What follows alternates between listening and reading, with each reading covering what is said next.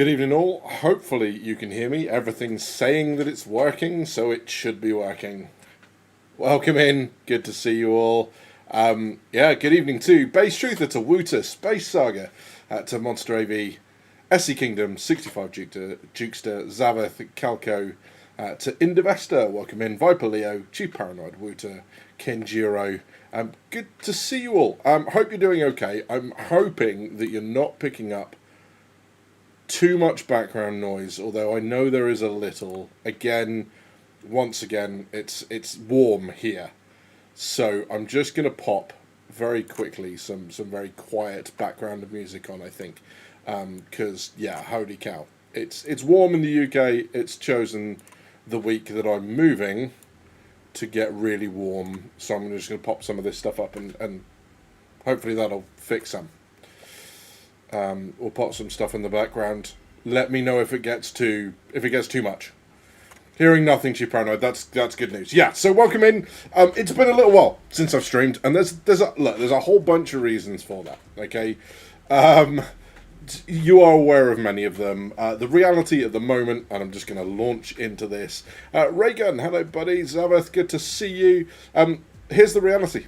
I'm not enjoying the game that much at the moment.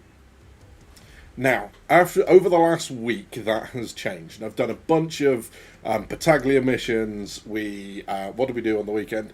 We did some remote asteroid bases. We've tried a whole bunch of stuff. We did some more ISD, which was good fun.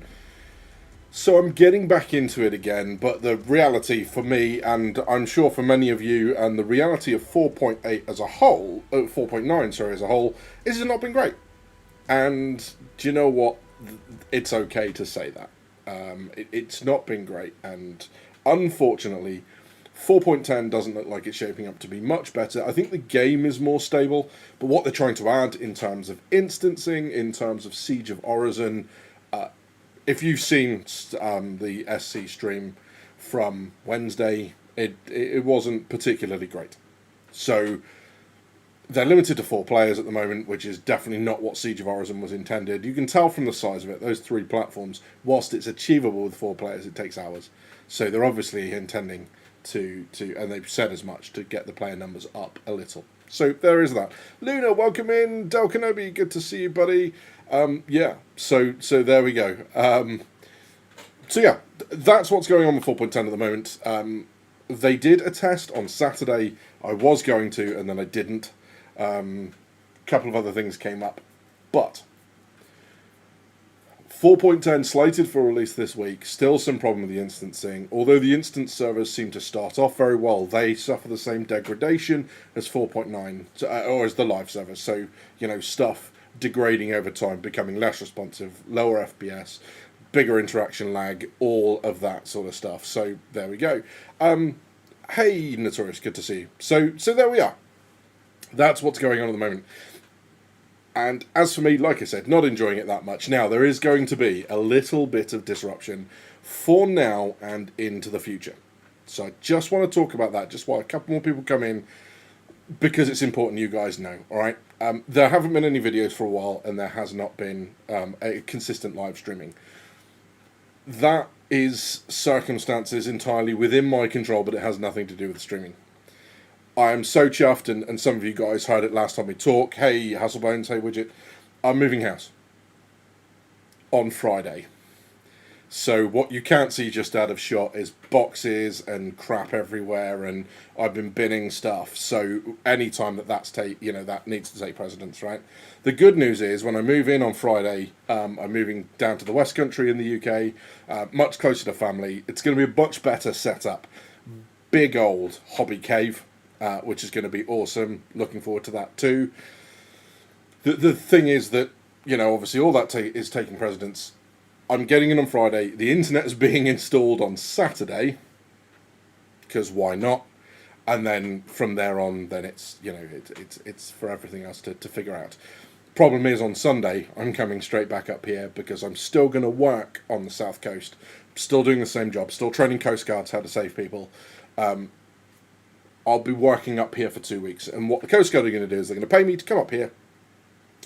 and I will stay up here in accommodation, and I'll work up here, and then I'll travel back. Now, that has obvious repercussions for the channel. Firstly, I work from a desktop. I don't have a laptop capable. I don't have a laptop, but I certainly don't have one capable of editing. And I've just realised what I've said out loud. That is not an invitation for anyone. You know who you are. But obviously, just kind of, doing a full day's work and then trying to come back and edit videos is unlikely to be productive. So there is going to be some gaps in the schedule. It also means that where I'm doing 2 weeks continuous, like the middle Sunday, I'm going to be stuck up here. And the Sunday before travelling, likelihood is, because it's about 3.5 hours to get from where I'm going to be living up here, I'm not going to start that journey at 11 o'clock after streaming. And I'm certainly not going to start it at 4 o'clock in the morning to make sure I get up here in time. So there's going to be a bit of disruption from the schedule. What I'm thinking is going to happen is I might change the day on which I stream. So stand by, we'll figure that out as we go. But there is going to be a bit of disruption for the next couple of weeks, and then I'm really, really hoping that things are going to settle down and I can get back to this, because I made a list of stuff that I want to do, content that I want to make. It's a big old list, and I can get started pretty quick. So, yeah, including bringing you guys the Ready for Inspection Naval Officer Review series. It also means the new way I'm working, when the money settles down, I should be able to plump some pretty tasty upgrades to the rig through a work reward scheme. So they basically let you get, you can buy a bunch of stuff and you pay it back to the Coast Guard over 2 years. It's a civil service thing. So hopefully, an upgraded rig, better videos, might be able to stream some more games, because I'll have a stream PC at that point as well. So, as in more of Star Citizen, so that'll be good fun. Orders to standby received. Goes at ease pose and Xavier Harrison, add Artemex armor. Nice. Things, of course, will not settle down since Viper. Do you know what, mate? It is your... well, what's the word I'm looking for? It's your optimism that I admire the most, Viper. But you're probably right. But allow me my dreams, will you? So there's that. So yeah, we'll figure it out as we go. It'll be fine, and we'll get there slowly. So there's that. Marcus Goransky, welcome in. Good to see you. Is that Governor General? Is that what that is? Just so I make sure I'm giving you the correct form of address, sir. So that's that. That's what's going to happen for the foreseeable, and we'll be able to do that. And slowly, over time, I'll be adjusting the hobby cave down there. Is what I'm calling the big room, the hobby cave. So you won't have to have this background replacement, which is half of what's between this and the noise filtering on the mic. It's half of what's killing my graphics card right now. So yeah, all that stuff that can go. We'll have a real background. There'll be lights. There'll be a wall of displate stuff. It's going to be good fun. So there are plans, and stuff is happening. So there we go. No worries at all. No worries. T-posing. Yes, that's it. Just said that like that. Yeah, I'll get a T-posing me in the background, 3D printed. Nobody needs that. No, nobody. No, not one person needs that. But before we go any further, because already I can feel myself drying out, I'm going to join you in a Sunday drink, if you are drinking. If not, why not?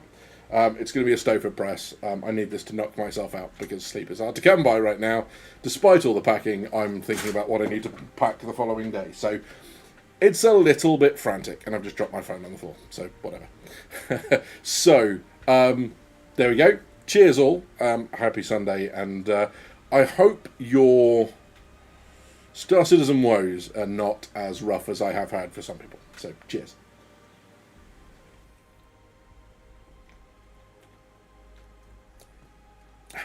Hustle. It wasn't my idea. But yes, there we go. Yeah, no worries. Marcus, I'm pleased to have you in, my friend. It's good to see you here.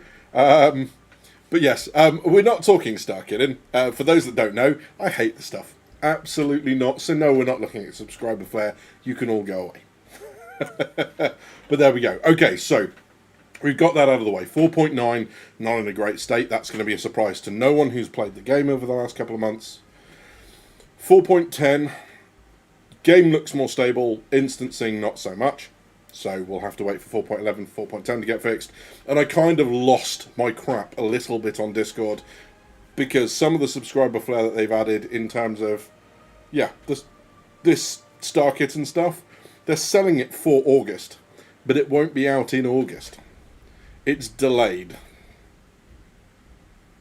The stuff you're selling for a month only, delayed. What? So I had a bit of a rant on Discord, and that was that. And then I felt better, so it's all right. Okay, so I don't get accused of, the whole clickbait stuff. I want to talk about Squadron 42. I want to talk about where I think it is. That's the thumbnail. Squadron 42 might be in trouble. And then I want to talk about the impact that it is or isn't going to have on Star Citizen. So that's the title. There's the two halves. Not doing clickbait. This is genuine discussion. So, Wooter, yeah, understand that. I quit SC again. I probably won't play again until next year, says Wooter. Yeah, it's a bit of a shame. I really want to get into Siege, but I want to get in with a decent-sized group of friends. Because, and I say that not because only having 4 friends to play is not a decent size. What I mean is a decent size of friends for the size of instance that Horizon actually is. We can sometimes get 12 players in DGP to go and play. I'd like that amount of people to go and do that. We know the real reason is because you want it immediately and do not want to wait for your Starc CItizen gear. Absolutely not. Starc CItizen is an abomination against nature. I think you need to get the stuff at camp with a beanie and mask and currently without Starwear. So I think it's the balaclava, the mouth thing. They said it's delayed and it's not coming. You're going to make me load it up, aren't you? You horrible, horrible individuals. Right. So, let's go to the first place. Squadron 42. So what do we know about Squadron 42? Well, what we know is everything is still saying 2026. It still says it on the website, it still says it on the newsletters, it's still coming 2026. What we also know is that there is a content creator event going on in October. Bunch of content creators have been invited up to Manchester to go and playtest the game. No, not me, unfortunately. As much as I would love to, the channel's been fairly inactive, so I get it. I get why they haven't, 3,800 is really good for me. It's probably not enough to be on their radar. So it feels for all of the world, bearing in mind that there needs to be a little bit of a marketing lead up to it, because we all know where Squadron 42 is. We all know that they've announced 2026. We all know that they haven't said anything since, at least not officially. The rest of the world probably don't care. And I can't say I blame them. They've heard so much about Star Citizen and Squadron 42 that they just, for them, it's probably just a big case of whatever. And, yeah, of course it is. The game's been advertised since 2011. It's been in development for, 15 years now. At this point, we're basically Duke Nukem Forever, aren't we? Before that, actually, yeah. So that's where we are at the moment. So I think some sort of marketing campaign, albeit a slightly shorter one, is something that we can expect. Now, outside of the Star Citizen community, they haven't advertised the fact that they've got a bunch of content creators going up to playtest the game. In fact, I don't know if they've made any announcement about it at all. Someone will probably tell me in chat if they have. But I think the only reason we found out is because the people who got invited started talking about it and, went out and read it and whatever else it was. So there's nothing official about that. They haven't committed themselves to anything other than getting a bunch of people to the Manchester studio to play the game. Add into the fact that everyone seems to be convinced, myself included, that the Grand Theft Auto release, despite not being on PC, is going to affect it. And of course it is, I won't hear any different. Grand Theft Auto 5 was the fastest selling piece of entertainment media ever. Films, albums, books, games, GTA 5 sold faster than all of them. So even if it is a massive flop, I still foresee, at least initially, huge sales. And what's the chance actually that it's going to flop? It's Grand Theft Auto, for God's sake. Why does this affect Star Citizen? I don't think it's going to be so much from the playing perspective. I think Chris Roberts is going to try and gun for a Game of the Year award for Star Citizen. Squadron 42. Squadron 42. Only you're not going to compete against Grand Theft Auto. So that's where I think we are with that at the moment. Now, this has a knock-on effect for Squadron.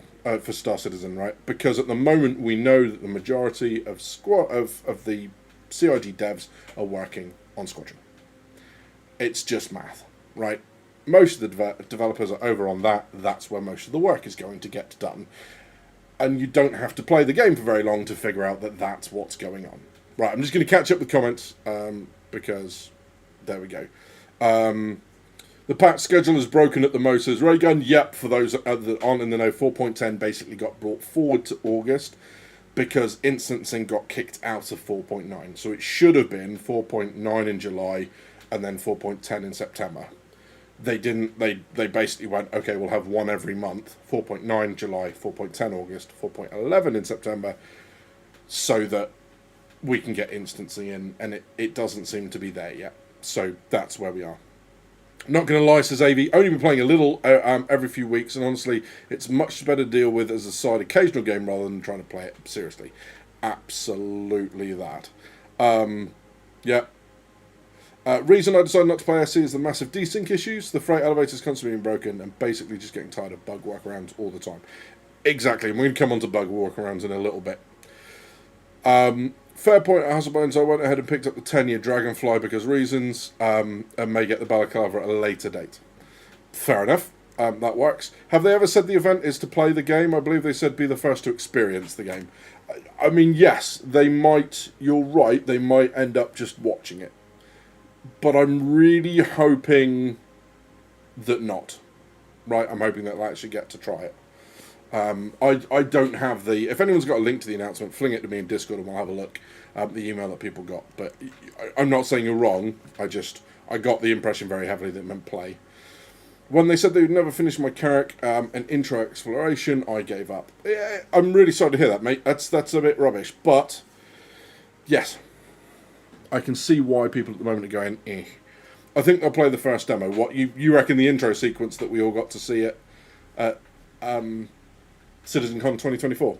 That's a reasonable guess. But that's where we are at the moment, right? That's the whole location with Squadron 42. Now, add into those the rumours that Paul, the Astropub, the Astro Historian, aired, and for those that just want a quick recap of what they look like, he talked to staff, and the staff have basically said that when they said it was feature complete, they were kind of getting a little bit ahead of themselves, and that actually they were talking about 2027 release.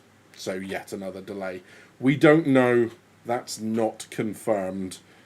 But the closer we get to the end of the year, I've got to say that's likely. I would expect there to be an absolute minimum of 2 months, meaning October is probably the last time we'll hear about it. Or, the last chance we got to get a release this year, is what I meant. Which, funny enough, coincides with the playable demo of the content creators, for the content creators then to go out and to form part of that marketing. But they've got a pretty big marketing war chest, has CIG. That was what the private investor put $48 million into, to buy some shares in the company. So, they've got a pretty big marketing budget, so I think we can expect something. And that's my prediction. However, it is a little bit disappointing now to be a good full week into August, and to hear nothing. So that's Squadron 42. A delay is looking more likely. That is not saying anything obvious. For every day that this year went on, a delay is looking more likely until we get an announcement of a solid date. That's just how time works, right? So I'm not saying anything surprising there. What I am going to do is going to make a couple of connections now between Squadron 42 and Star Citizen. And there's basically a couple of big topics that I want to talk about and just see what you guys think. Because I think there's real potential to have a knock-on effect there. So that and falling through the floors. Unfortunately, falling through the floors has not necessarily ended entirely. Dave says, makes more sense to release a playable demo. If the game is that good, it would sell itself and no worrying about GTA 6. No, so I don't think they're worried about Squadron 42 in terms of it selling.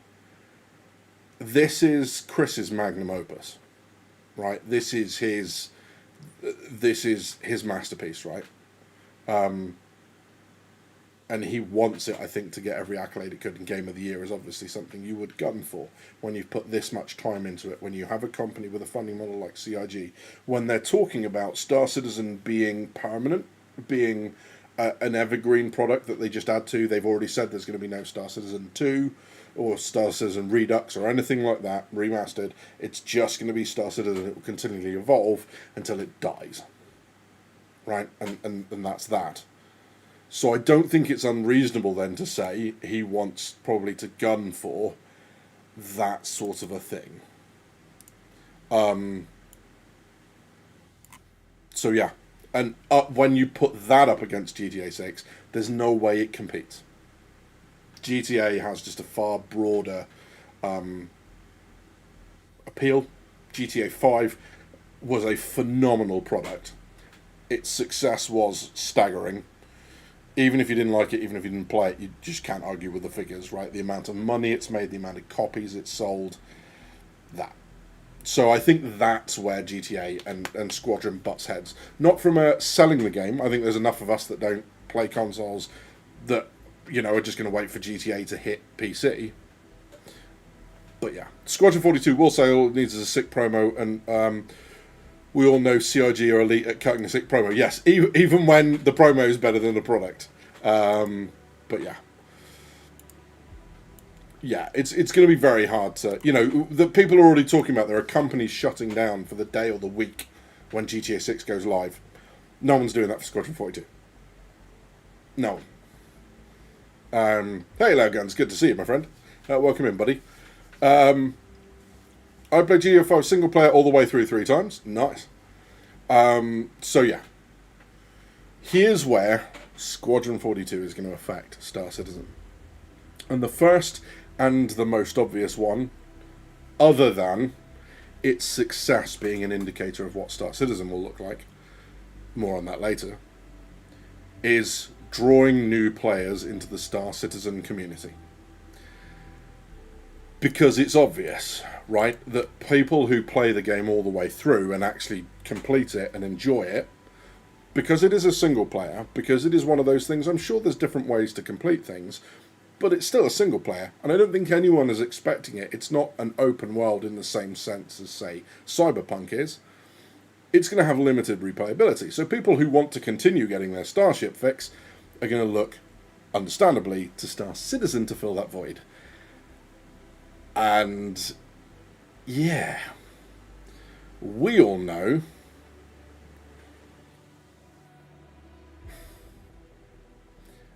that Star Citizen's not in the shape to take a bunch of new players who don't know the workarounds, who struggle with very limited social tools, with a very, very bug launcher. I tried to download the PTU today. It won't let me, for whatever reason, so there's that fun.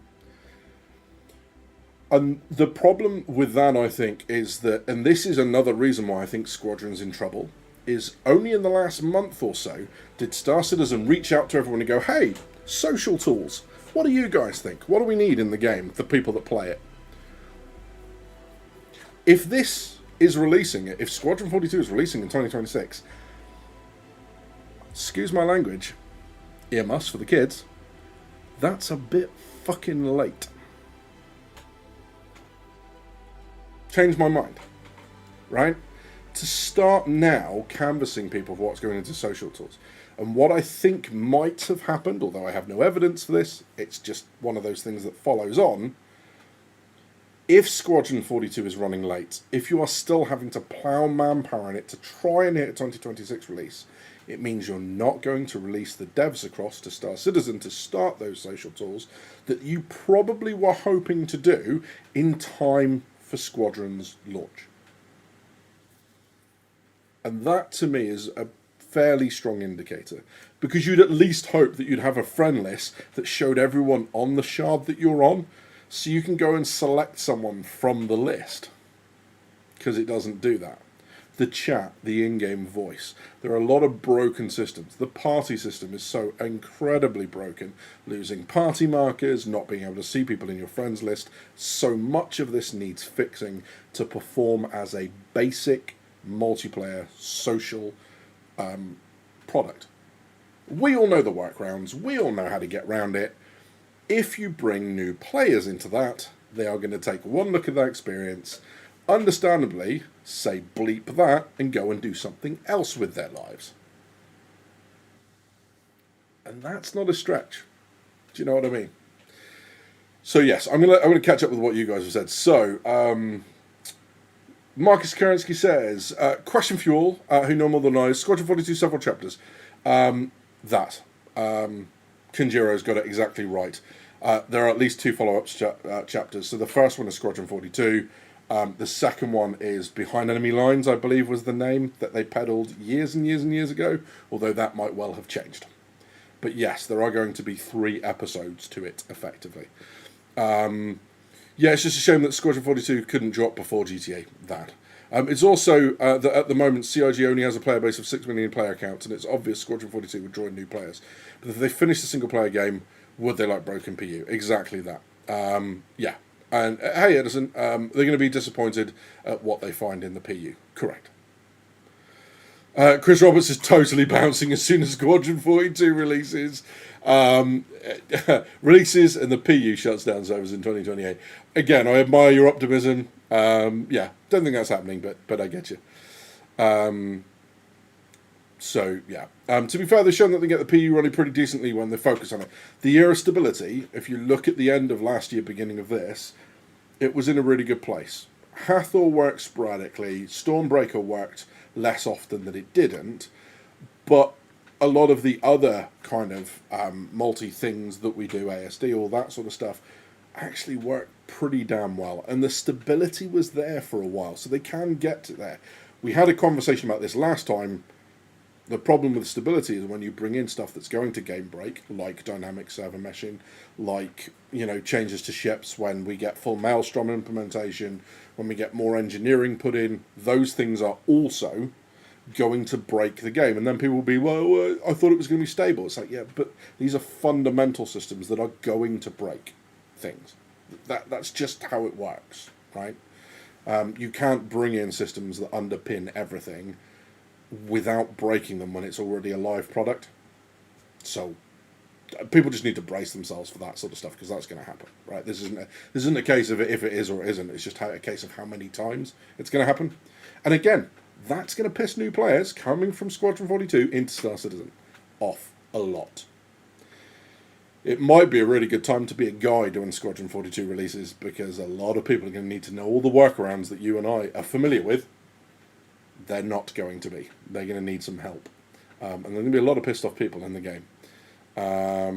So yeah.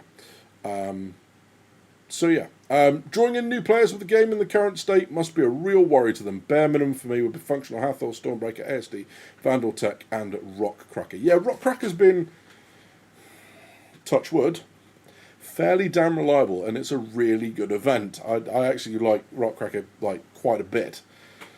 But, yes, those things functioning, plus freight elevators working, plus loot, plus ships not despawning, all the problems we've had with bricking, those things need to be fixed with Star Citizen as well. Hopefully in time for new players to join. Otherwise, again, we are going to lose another new players. I had a friend fall through the Hangar 4 way back in 3.10. Despite best efforts, I've never been able to convince him to try the game again since. There's lasting damage from people having these effects. This is why I'm not a massive fan of free flies, although I'm sure the numbers will show that there's enough people coming across that it's obviously in CIG's best interest as far as they're concerned. I think what's really hard to track is if a player creates an account, plays a free fly, never comes back, how do you tell the difference between someone who was never going to like the game regardless of what state it is, and someone who's gone, I'll come back later, and someone who's gone, I really wanted to like this, but I had this experience of falling through the floor, as Notorious says, and I'm not going to touch this again no matter what anyone says about it. I don't know how you tell the difference. And that's the bit. The bit that you don't know is often the most dangerous bit for a company. I don't know how CIG are quantifying that at all. I don't think they can, if I'm being honest. So yeah, there's that. The code cannot handle modification without breaking, so the scope group will have to be thrown out or it'll never be stable. I mean, so I don't think we're at the point we can say that yet. right? Because this isn't a case of, hey, the code's established, it's done, like we've got all the fundamentals in, and then anytime we add or update something, it breaks. They are fundamentally fucking with it, right? We don't have Quanta or StarSim or whatever the hell that's going to be. We have static server meshing. We know they're going to go to dynamic. They've got quasi-dynamic coming in, which is... They keep using that phrase. I think they've done themselves wrong with that again. Quasi-dynamic is not dynamic in the slightest. Quasi-dynamic is how many servers do we want to spin up total. It's not actually dynamic in the slightest. The game isn't looking at it and going, hey, we've got a lot of people kicking around NICs. Let's spin up some extra servers and break NICs into smaller pieces amongst those servers. That's not what they're talking about, not in the slightest. Calling it quasi-dynamic server meshing is one of two things. It's either a massive misrepresentation of what we're actually getting, or... And the other thing, and this is a possibility as well, it means that the vision for dynamic server meshing has changed. And it is close to what they now want to achieve. No clue. Free Fly PTSD says Ocean Noman 1. Welcome in, buddy. Good to see you. Yeah, long time no see. Yeah, there's that. So, after the Star Citizen Live this week, I have zero confidence in this tech demo now. So, Zulu Hawk, 10 years minimum at best. Yeah, I mean, I've been saying from the start, the 1.0 not before 2030. There's no way. And people that are in here will be able to explain my math on that. But there we go. Hey, Parker XGPS, good to see you, my friend. There we go. I just feel somehow that over the past 10 years I wasted €2,500 in a game that's just continually broken in many ways. And this is the point, right? I know it gets old for people. I get it. I'm not going to say the word, the phonetic for A. I'm not going to say it. Here's the reality, because I don't think alpha and beta and whatever else, I don't think you can apply that to this anymore. Because it's been too long or whatever else. I don't think you can apply it anymore because this is not traditional game development, and those are traditional game development terms.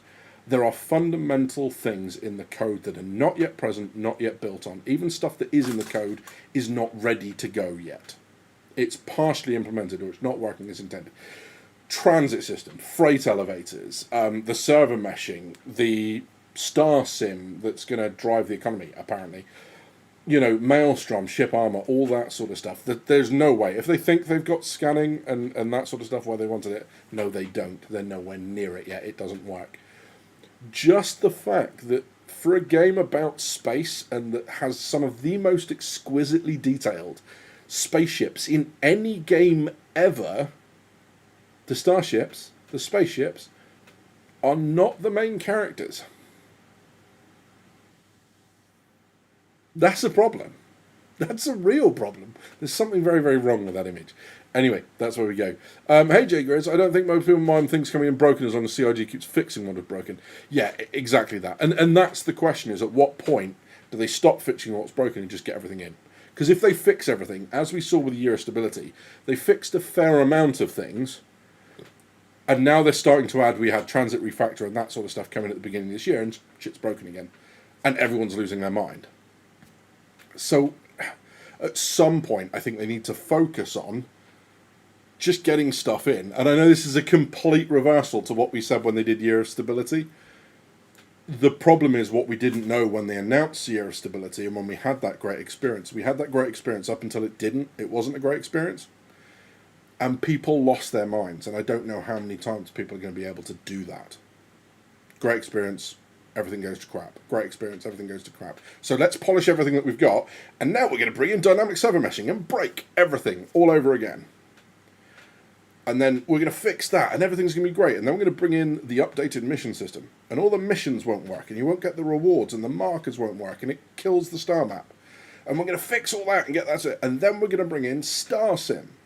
And now you can't buy anything, because the NPCs, for some stupid reason, aren't refilling all the shops. Do you see what I mean? So, fixing things now is a short-term solution. And I get this is going to wind people up, and I get people are going to say that this is going to be excuses. They are building a house from the ground up, floor by floor.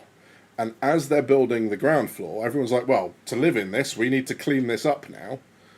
So we clean it up, and then they start building the floor above, and there's all the dust, and all the workmen are tracking through, and they're dragging all the crap through, and now the ground floor gets mucky again. And everyone's like, what? And then they finish the first floor. And now those 2 floors are clean, and then they start above, and it tracks all the muck through again. It's just going to keep happening. At some point, you've got to say, look, just build the rest of the house, the structure of the game, and then we'll worry about cleaning up the inside and living in it. Playability, stability. I don't know. There has to be a balance between the two. Wow. I went behind. I went behind a lot. So Spartacus says, again, a 4-player private server, for all we know, Squadron 42 plays like Horizon did for them. Possibly. Although I think, yeah, they did use quasi-dynamic alternate. Yeah. Sorry. It's not good. Hey, Stan, am I repeating everything you said from the start of the show? Fred, I missed it. Yes, I'll repeat it for you at the end. Just make sure you stay on. I'll step away for a second, then I'll come back. Promise. After that disastrous dev event, what do they say for October in the in-person demo event? I think we got to remember that building a single player is very, very different to building a multiplayer. That's where we've got to focus. Because otherwise, I mean, that might be copium, right? That might be pure copium. But I've got to believe that building, all of the problems, everything we saw from the gameplay demo back in 2024 spoke of optimization, spoke of engine issues. Yes, there were stability crashes and that sort of stuff, but they're crashes. The biggest issue that I saw was when you went to take because we were there's a bunch of TGP guys there, when you went to take the P4 from McLaren, from Gillian Anderson, the first time you did that, she didn't give the gun over and the mission bugged. So yeah, that was the biggest threat. The things are like the guy's face changing, the subtitles didn't show up at one point, stuff kind of streamed in partway through a cutscene, all that sort of stuff. That's just optimization. Just whatever on that. I'm not bothered. 2 years away since 2014? Well, I mean, not so much. I mean, we should be no more than 3 months away because they said it was coming this year. But who knows? We covered that bit a little while ago. The Let's Play demo was still played in the same architecture as PU or PTU, though. Is it? Because they keep talking about how all of this stuff is in the single player. I think it's fundamentally different. Because it's all client-side, right? So it has to be different. It's all client-side rather than server-side. They don't have the chops to add all this nonsense, though. Just ship a cargo, mining, combat, salvage, and FPS able. Can the rest of it. I think you're going to lose a lot of people. I mean, we've got Marcus in here talking about, the reason he left or stopped playing for a while is that they can the exploration. The problem with a lot of this stuff is you've sold ships on it. So the long-term damage of deciding that, hey, all the people with data running ships, we're not doing that anymore. That's going to piss a lot of people off. You'll lose players through that. So there we go. Really what they need to do is freeze the PTU, build, not updates, get the foundations and floors built. And then the problem is that everyone stops playing it because the live stuff. So I hear exactly what you say. I don't know what the way is out for them. I really, really don't. Other than maybe far more stable builds. I hate to say it, if you go back to longer release windows, if we go back to a patch every quarter, and then, so 3 months minor patch, 6 months major patch, 3 months minor patch, 6 months major patch, maybe they'll do better. I think they're going to wait to see what they do with that when Squadron 42 is finally done, and they move the bulk of the manpower over, and this is going to bring us on to our next point in a second. We might see some improvement with Squadron, with Star Citizen. And that takes us full circle back to the problem that we have with new players coming from Squadron to Star Citizen, is they are so hard up against it with the release this year. Even if tomorrow every dev in the company turned to Star Citizen, in order to prepare for a Squadron 42 release. They don't have the time to have a meaningful impact if it's releasing this year. Right? So, yeah, I think that's the problem. I think that's what we were hoping to see when they made the 2024 announcement, is that trickle becoming a river, becoming a flood of devs leaving Squadron 42, coming across to Star Citizen, and really seeing some gains. And to be fair, for the year of stability, it felt like that. We had a bunch of content, we had Stormbreaker, we had Rockcracker was this year, but we've had Stormbreaker, we've had ASD, we've had Hathor, we've had all that sort of stuff. We went from underground facilities and distribution centres to all that extra content, which was really, really good. And it kind of, I think, tricked a couple of us into thinking, hey, this is happening. We're getting the devs across. There's more stability. Things are working a little more than they were before, noticeably more than they were before, and then that's not what we've got. So that's where we are. Now, the next thing that I want to cover, and this is the bit that, if I'm being honest, this is the bit that freaks me out about what is next for happening. Wisdom Andy, so we're actually thinking Squadron 42 is coming this year. Everything that they are saying is that is still the case. At the lack of everything else, at the lack of any other information, if we're saying it's not coming this year, the only difference between it's coming next year and it's coming in 22, 26 is guesses. Right, that's literally the only thing we have to go on now. So that's where we're going with that. Here's the bit that is, I think, for me, a little bit of a problem. Right, I don't know what CIG's criteria for a good squadron versus a bad squadron launch is, and how that will affect the development of Squadron 42 Episode 2. What do I mean by that? If Squadron 42 has a crap launch and nobody buys it, they might decide they need to rush out an Episode 2 because they didn't have the sales that they were banking on with the first game. If Squadron 42 has an incredible launch and it sells up the wazoo, hit like if you like the use of the word wazoo in that, because I'm impressed. I impressed myself with that one. Sorry. But up the wazoo, all right? CIG might decide that they want to stay on that gravy train and start developing Episode 2 to get higher money. Do you see what I mean? So I don't know, and I don't think anyone knows, other than CIG themselves, what their criteria are for a launch. Because at the moment we are told they are going to move most people over to Star Citizen. But I'm not sure. I'm not convinced. I'm really not convinced. I don't know. And that's the problem with Squadron 42. How can Squadron 42 affect Star Citizen?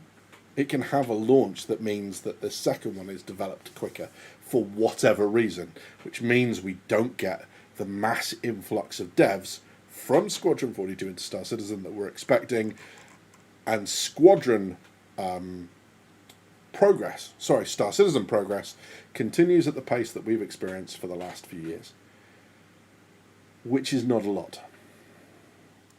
So yeah, give me a second because I've got to catch up with some stuff in here. Luna Maria, I'm really sorry. There's somebody coming in called Devil Luna. I just want to make sure that you know I'm not talking about you. So Devil Luna says, why does everyone keep calling the last year the year of stability? So the game got a lot more stable. And most of their big ticket items worked, or at least worked sporadically. Stormbreaker worked sporadically. Hathor worked sporadically. ASD worked like a dream. The only bit that I've ever struggled with in ASD has been the Yormandi. Everything else has worked fine. And I get that that's just my experience. I get some of you might have had a different experience, but that's where we are, right? So yeah, there's that. It did get more stable, and then it just shit canned after that. Beginning of this year, they announced that they were going to go from monthly patches to 2 monthly patches, and we got into a very, very weird space. I want CR to get filthy rich on this game, says Hustlebones. Don't let everyone else hear you, because there you go. That's fine having this movie to help him long-term PU development, but geez, this isn't the way to go about it. I take it you mean that the Squadron 42 game played a little bit like that. So yeah. Calco says they should probably do what GGG does for PoE, Pillars of Eternity, every 3 months a patch, but it's 2 minor patches. Yeah, possibly that too. Oh my god, I've got a lot to catch up on, guys. I'm really sorry. I've been talking for far too long. There's no way Squadron 42 releases in 2026 as Sanctuary. Dude, there's 4 months left in the year and they don't even have released a communicated lol. No, I mean, I think, like I said, I think they can get away with 2 months. They can probably get away with, they'd be much more comfortable with 3, but 3 months, well, we're there. So I think, I don't know. Like I said, all I'm saying about the 2026 launch is that's all the information we have. If we throw that out of the window, there is nothing from CIG past that point. So there's no point in speculating on it, because there's no way of verifying anything, right? Everyone's guess is as good as everyone else's. I'll just say 23, 26. Prove me wrong.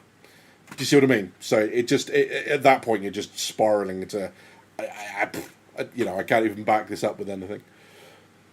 So there we go. I doubt episode 2 will get pushed soon after release. I don't know.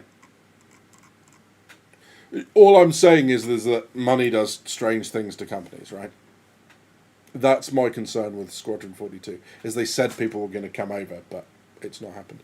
Loudgun says, pretty sure it'll be delayed, maybe a playable demo of the first mission or 2 in 2026. The absence of media hype and advertising with a max of 4 to 5 months left of the year is sus. I agree. Lightning Hawk says, I have a feeling that Squadron 42 sales actually peaked a decade or more ago when it was paired with SC Pledge starter packs. Yeah, I mean, and the thing is like there are so many more gamers now than there are back then, right? In terms of lots more people born, lots more people become old enough, lots more people find out about this game. I'm still talking to gamers through work and stuff who've been gaming for a very long time who've never heard of this.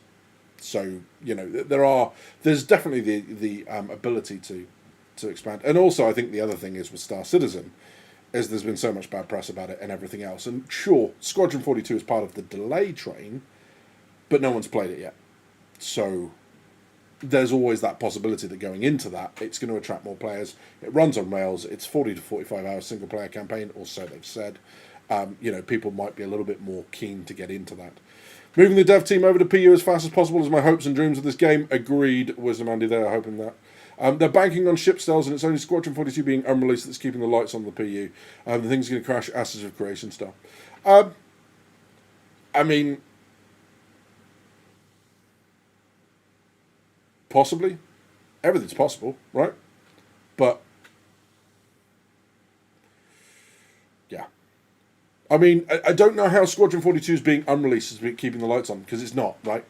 Because they're not selling it. It hasn't been on sale for a while, so it's not doing anything. It's not paying for itself at the minute. Squadron 42 is being funded entirely by Star Citizen stuff, because you can't even buy the game at the minute. Gotta go, Kenjiro. Kenjiro, good to see you, my friend. Take it easy. Sorry, I got to that far too late, but thanks for being in, buddy. Stunner says, I believe they'll only release Squadron 42 when it's ready. However, when it is ready, even though it'll be the launch day, they will release it. At this point, I almost think they want/need it out. I mean, so I've got the funding tracker on this screen. We'll have a look at that in a second. And, they are doing pretty damn well for themselves at the moment. So it's not a financial thing at the moment. Wooter says they need to switch devs over if they ever plan to get Star Citizen 1.0. They need massive influx of devs just to make fixes for the biggest problems in Star Citizen live services. Again, they can fix the game till it runs perfectly now. And the minute they add Star Sim, dynamic server meshing, and everything else, shit's going to break. Shit's going to break. So the question is, how much do they fix it before they break it again? Marcus Frank, welcome in, buddy. Star Citizen's 2 years is equal to Jupiter days as their last 11.9 Earth. Well, yes. Fair enough. Fair enough. So yeah, even if they're not comparable, dude, the current PU is miles beyond anything Ashes of Creation ever approached. Yeah. So I mean, Wing Commander was one of the most successful franchises of its time, right? What Wing Commander did for the rest of us was it demoed, it pioneered the idea of teammates, squadron mates, basically NPC, wingmen, whatever you want to call them, NPC followers, who would react to what you did, and behave towards you in a manner with how they viewed the actions that you've taken in the game. That came from Wing Commander. Wing Commander pioneered that. At least if it didn't pioneer it, it blew it up, right? It became mainstream, something you would expect in games after Wing Commander. I think it was Wing Commander 2, might have even been the first one, right? So there's that. Squadron hasn't been solved to do 2 or 3 years, exactly that. Yeah. Do the sales of Squadron 42 sold until it was pulled from the store count? I mean, yes. So they'll be part of it, absolutely. But it was one of those things where, like, if you like, when I got Squadron 42, it was a $20, $15 add-on to my Star Citizen pledge. So it was just something you could add on at the time. So there we go. Squadron 42 could be a 20-hour cutscene punctuated by QTEs and still be absolutely sick. I mean, that's the really impressive thing. If you look at like Havoc or there was another one, Audio, I can't remember what it was called. But you look at the people cut the film together, so they cut just the cutscene parts together, multiple million views. So that's kind of cool. Mine was the Kickstarter bundle back in 2015. Yeah, absolutely. Respectfully, the Ashes of Creation comparison is ridiculous, and the sky is falling territory. A little bit, yeah. CIG got it to be really open about what kind of game it is. I don't think they know, Hustlebanes. I think that's where we are at the moment. We don't know. We don't know. They don't know. This is why they can't answer a lot of things, right? This is why, like, they had the game design documents they used to release that they've stopped releasing. They don't know what it is, and they keep talking about the game in terms of what they thought it was going to be, like we're going to have PvP sliders, and you're going to be able to Agent Smith into NPCs in the game and all that sort of. No,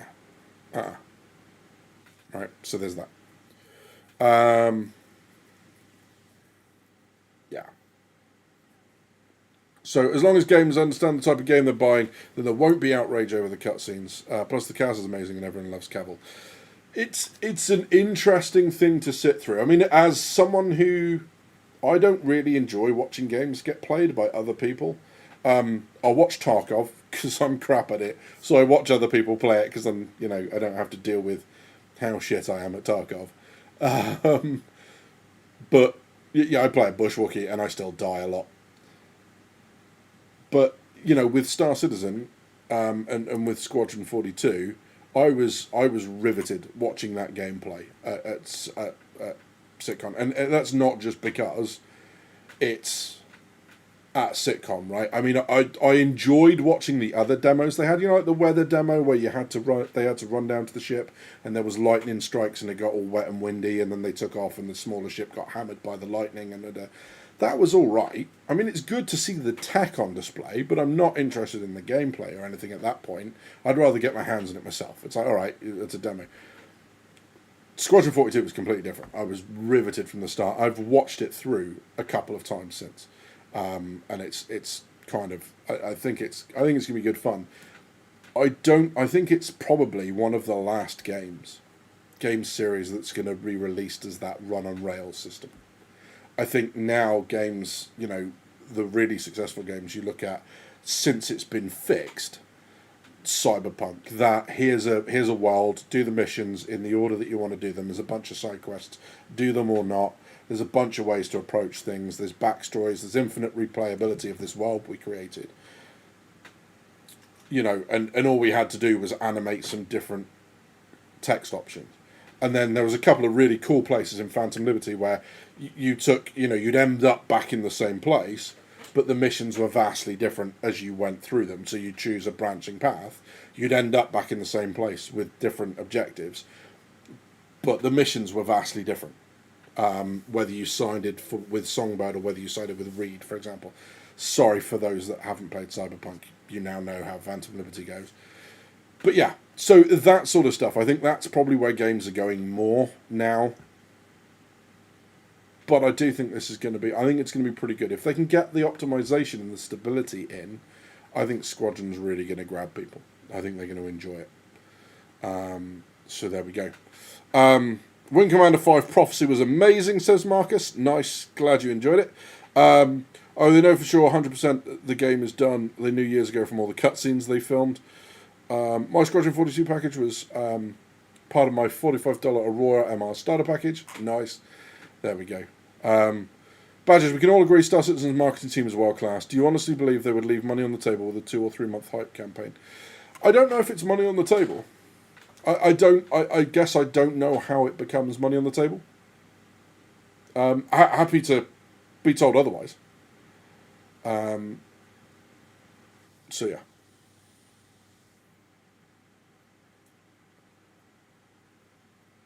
Cyberpunk is amazing, still for that unlimited gameplay open world. Yeah, exactly. If you look at Wing Commander games and assume CR is doing similar, then it's going to be pretty on rails, with lots of narrative scenes and a handful of really impactful decisions. Yes. Yeah. But like I say, the number of games that allow you to do that, look at Witcher, look at all that sort of stuff. The number of games, they're more the Witcher style, they're more Cyberpunk style, they're more, kind of Elden Ring and all that sort of stuff. The run on rails stuff now is less and less and less, I think. See you later, Widget. Take it easy.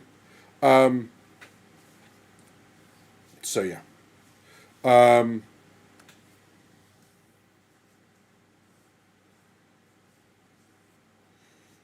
So yeah, I mean, in CIG they've created another AAA billion-dollar behemoth, incapable of actual technical chops, huge managerial bloat, and toxic positivity culture. Yeah, prove it. What's the bloat precisely? What is a healthy ratio of admin, marketing, and everything else staff to developers?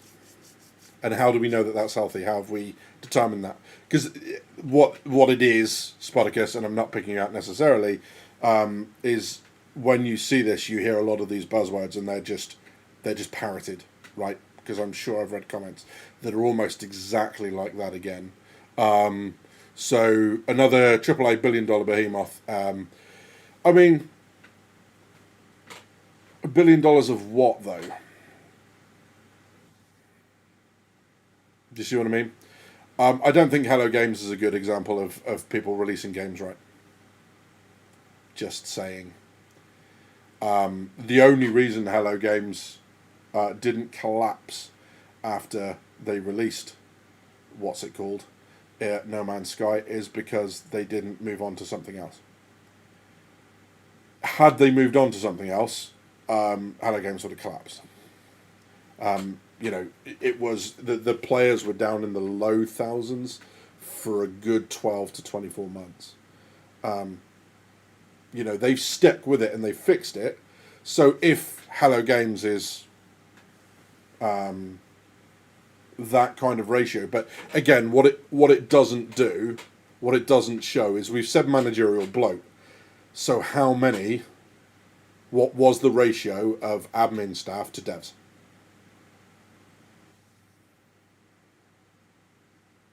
Right? Because if we don't know what the ratio is, we can't claim bloat. So if it was one admin staff to every 2 or 3 developers, then you can go and you can have a look at CIG and go, yeah, okay, that works or not. Again, what is the ratio at CD Projekt Red of devs to managerial staff? Bearing in mind that they're also managing other products. That's probably a better comparison because they are also managing The Witcher and that sort of stuff. and Cyberpunk in the same way that CIG are doing Star Citizen and Squadron 42. But you get the point, right? Is that there's lots of answers, yes, but have been made by smaller companies, yes, but that's not managerial bloat. That's a smaller company. That's not the same thing. So you see what I mean? Is that people will say these buzzwords and immediately go, well, it's $1 billion company. It must be top heavy. It must be this. It must be that. The question is, like, where's that information coming from? If that's what it is, that's fine. But I haven't seen the figures to back that up, right? So there we go. No Man's Sky sold crazy at launch despite bad reviews, low player counts, currently at least on Steam. So yes. So when No Man's Sky launched, it sold well. Bad player counts immediately afterwards because it wasn't what was advertised. And then it was only because Hello Games refused to move on anything else. I forget the guy's name now. Oh, but basically the head of Hello Games was like, no, we're staying with No Man's Sky. And now it's a real success. Launches, buggy, not what was advertised, didn't have half the features, some really weird creatures and all that sort of stuff. Now we've got so much more of what we were expecting because they stayed on it and didn't develop anything else after launch. So yeah. Maybe I'm wrong, but I think gamers are exhausted of open world slop and looking for something like Squadron 30. You might be right. Yeah. So there we go. Sean Murray, that's right. Thank you, Devil Luna. Yeah, exactly that. So I think that's that.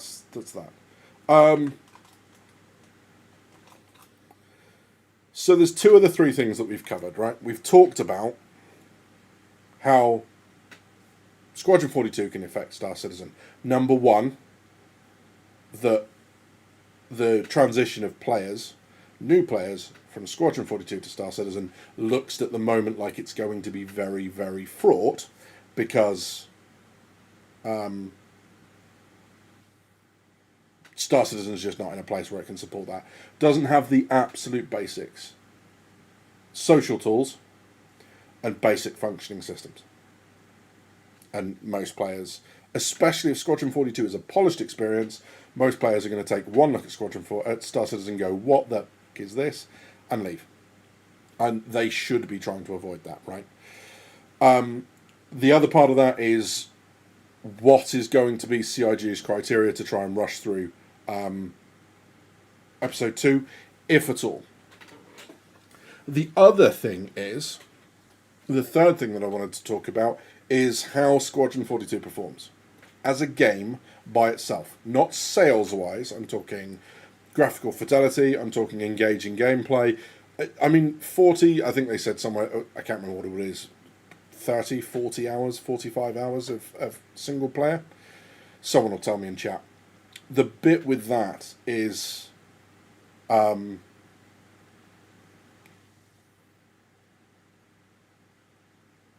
that's a long old single player experience. For a run on rails game, that's a long old experience. Maybe not for things like Cyberpunk and that, but as we've said, they are different games.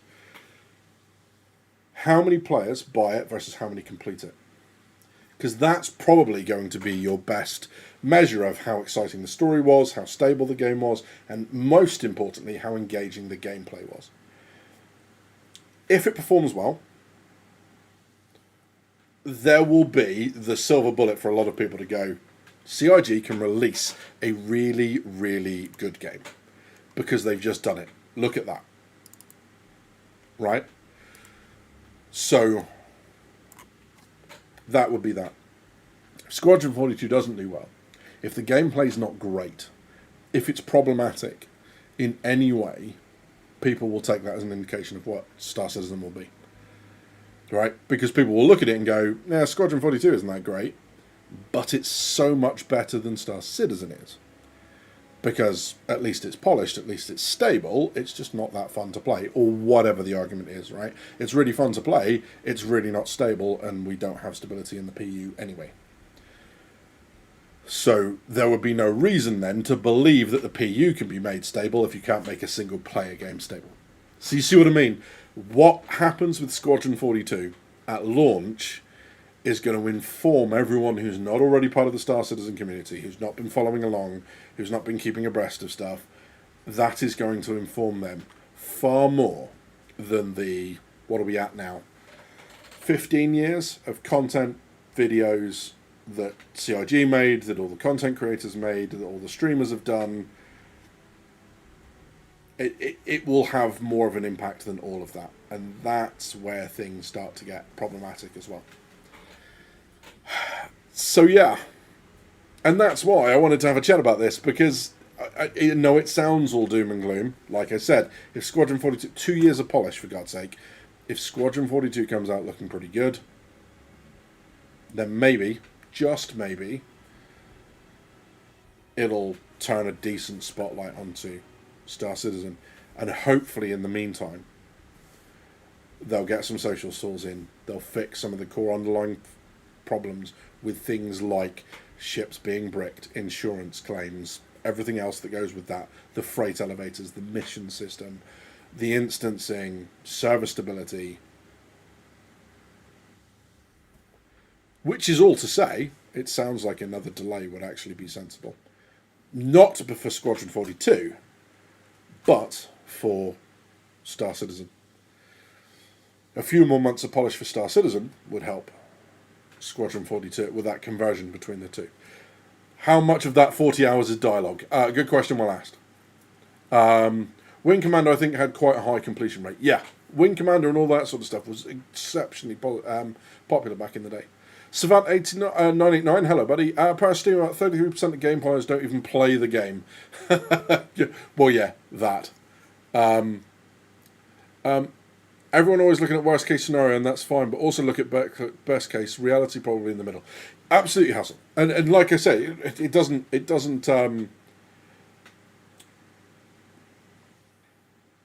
do me any good to naysay this. I just think it's worth, had we suddenly had an uptick, had they suddenly gone, here's a bunch of social stuff, here's some stability and fixes to mission system and everything else, and hey, has anyone noticed how the transit system always works and your ships don't get bricked anymore, and the freight elevators always work and your mission's always complete and you always get to keep your loot, and all the ships function as they should. If that's what had happened, then this conversation that we're having now would be very much like, I think Squadron releases or announcement is imminent. Because we've had this sudden flurry of work on on Star Citizen, which seems to indicate that players from Squadron 42 are going to have a much better time in the PU. Had that been what's happened, this conversation would be far more positive. And unfortunately, that's not what's happening, so that's where we are. Because we are now at the stage where we have August, September, October, November, December.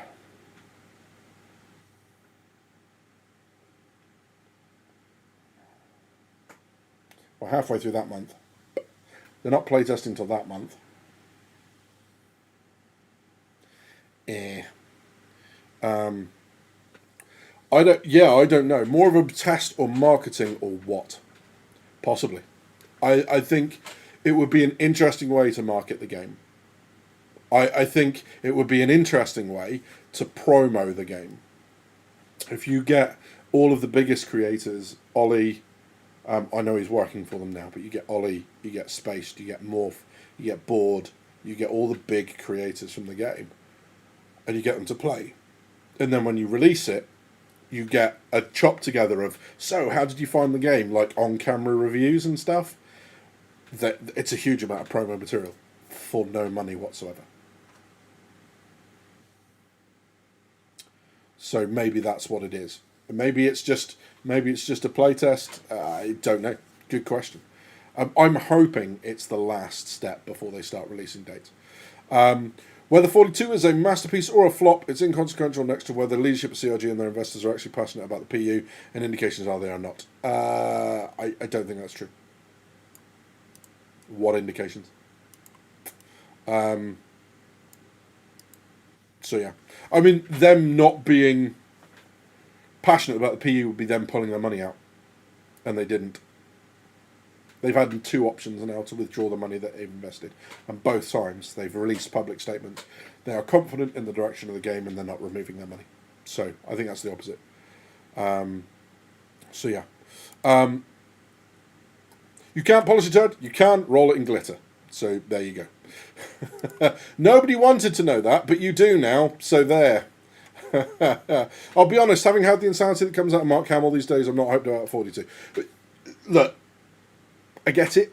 I get where people are coming from. Some actors and actresses are making crazy statements. Remember that they are being directed. They're not having a say in the way the game's put together. They are not having a say in the direction of the game or any of the content. And what they did back in 2015, 2016. Their motion capture stuff. It's a non-issue. So there we go. Guys, keep it respectful in chat, please. I don't want people, by all means, debate the topic. Don't fucking have a go at each other. It's not very classy. I think there are really hard decisions they have to make. I personally think they'll wanted to wait with a lot of stuff until they have more systems before they bug fix, like you mentioned, says Devil Luna. Unfortunately, I think you're right. And I think, look, as long as we're braced for it, as long as we know stuff is going to break and then come back again, you just do what we're doing at the minute. Because I'm not going to lie, my not playing at the moment is not related to me moving house. It's related to me not enjoying the game. But that's the most important thing, is if you're not enjoying it, you go and do something else and you come back to it. I think, what CIG did wrong was they gave a bunch of release dates and they've kept doing it. And they've done it with Squadron 42 as well. And people, understandably, are coming in and believing that these release dates, right? Because if a company's saying it's releasing, why wouldn't you? If do you research every company you buy anything from? Have you researched every time you bought a game in a Steam sale? Did you research everything about that company? Probably not. It's a game, right? It's cool. I mean, all right, some of the ships aren't, but you see my point, right? So there. Lots of people will have come in, just bought the game, just to find out what it's about, believing the release hype, and they've, rightly so, been pissed off that the game's been delayed. When I bought this, I found out about it in 2013. I didn't buy it until 2018. Oh no, don't want that one. Let's do this one instead.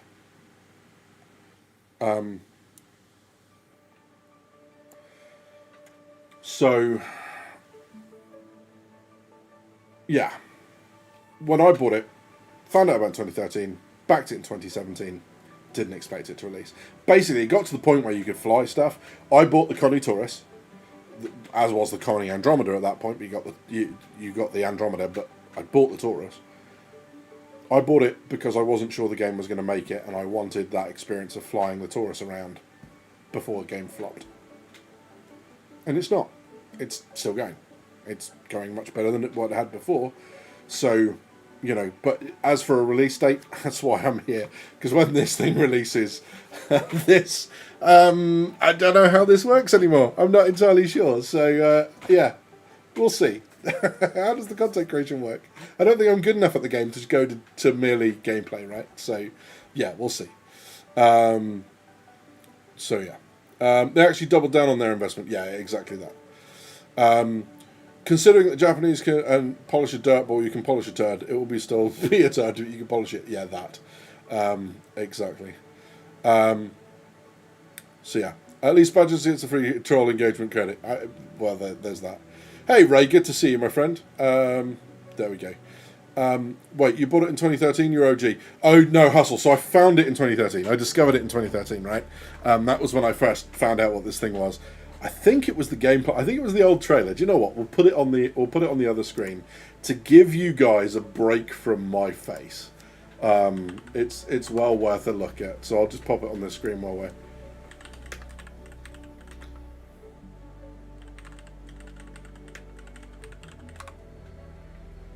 Oh, I got a new keyboard, by the way, so there we go.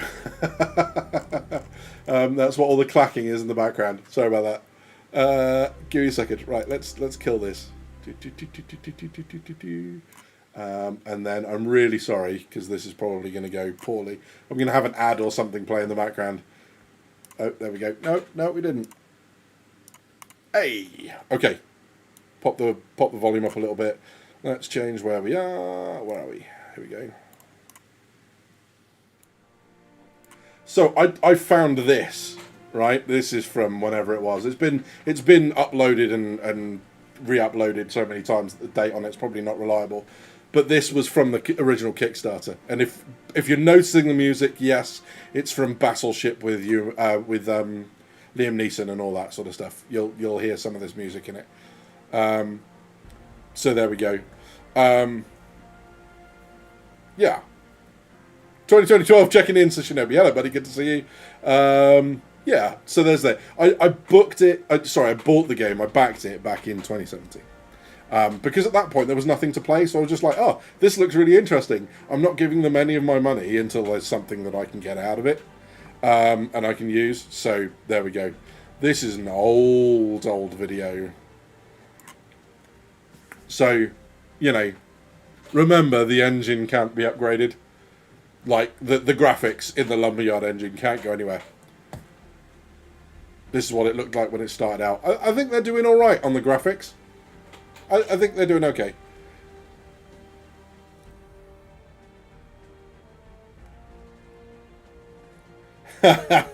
Thanks, Del. In 2013, I'd already left the Navy. I was a veteran in 2013. How very dare you, sir.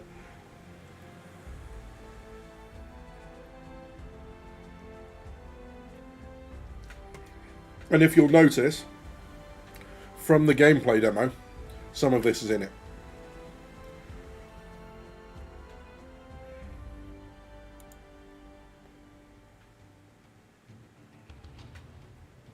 Yeah, Freelancer and Starlancer and all those sorts of good stuff. Yeah, some really good games. X-Wing vs TIE Fighter, Free Space 1 and 2. Good games. God, those were the days, weren't they? Those were the days. Classic Hornet. This vid is what told me.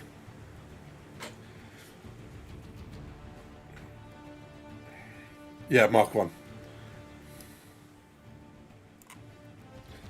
You can just see, like, some of what I like about this is some of the original things that they were trying to do. So you'll watch the guy, as he adjusts menus, he's actually tapping like touchpad screens that flip out and flip back, and that was supposed to be, that was part of the vision. But if you compare this to like the launch sequence that you see now at the end of the Squadron 42 gameplay, the full hour, when they do that little montage at the end, there's a launch sequence from there. He goes, Baron Actual, ready to launch, and then, off he goes. And then you compare it to this. But these flip-out screens were supposed to be a thing. So as you change, say, weapon settings, you were supposed to see your character put their hand over and change things. It was all part of the, watching your character move the sticks and, the stick and the throttle and all that sort of stuff. When you consider how far this has come. But yeah, I found this in 2013. I was managing a store in Birmingham, and I came in, and I remember getting my staff over, and we had an order terminal, which was basically just a Windows browser.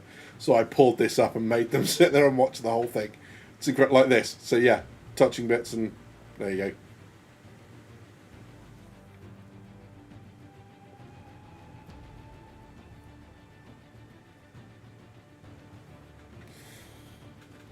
Over or under 2 years for game release. Which one? What, for 2026? For Squadron 42? I give up.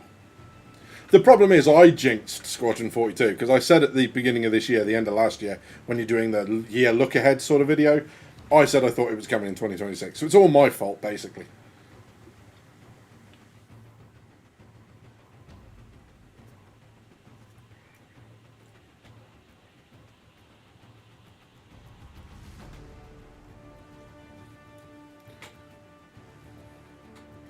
Because one of the things I thought about this is like the guns, they're not that satisfying when you look at them fire like this, right?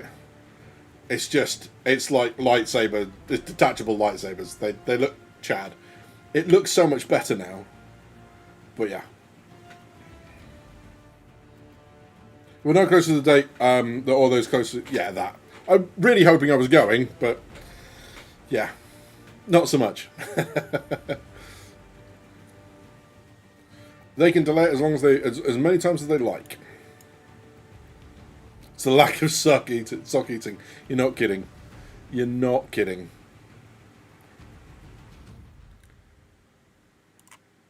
So yeah, that's the old school trailer, the proper old school trailer. And then kind of what's really interesting is they did another Squadron 42. Oh, sorry. I hit the wrong thing apparently. Erg. There we go. Because if you remember the Squadron 42 trailer that was released at CitizenCon, I don't know why. There'll be bits of this that are familiar to you. So this is the one they released 6-7 years ago now.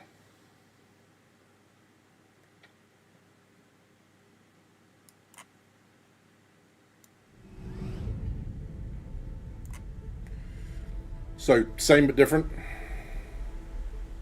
The only thing I found about this is I found like Gillian Anderson's face in this far better than the one there, than in the old demo. But I think that's something that they were working on at the time. I'm your new wingman, sir.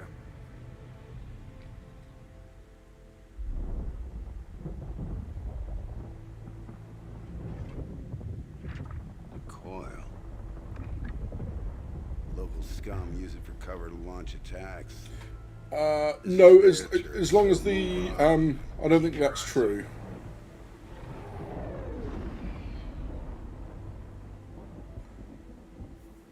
Yeah, they did the cinematic and then they remade it. The hell are you? Spartacus, you're right. There was one released. I can't remember when this one was released. An OMC belongs to Satocom. Is that your boss? We're supposed to be scared or something. Scared of him or something? Yeah, Yeah. brilliant. When you look at some of the The OMC aren't the only ones listening into comms.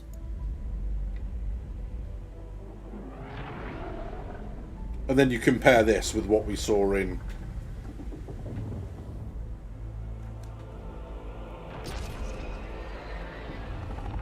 All ships. We're under attack. that was more polished. Do you see what I mean? About the Vandal.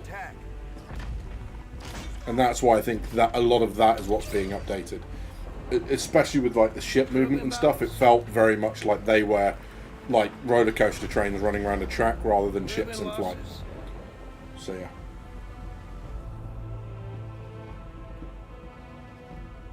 Each and every one of you has proven yourself time and again. We will not lose the system.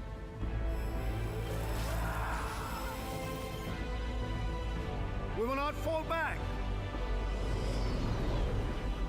You got a point. Copy that. Tally's on me. Let's say hi. We will win. No quantum boost this time. Because we have to.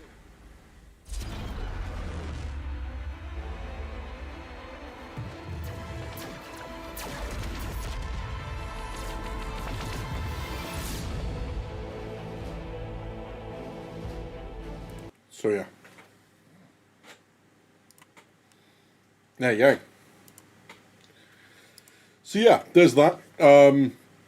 That's where we are at the minute. As regards the kind of financial side of it, I've got less of kind of a time for that argument. I don't think it carries much water, and this is for why, right?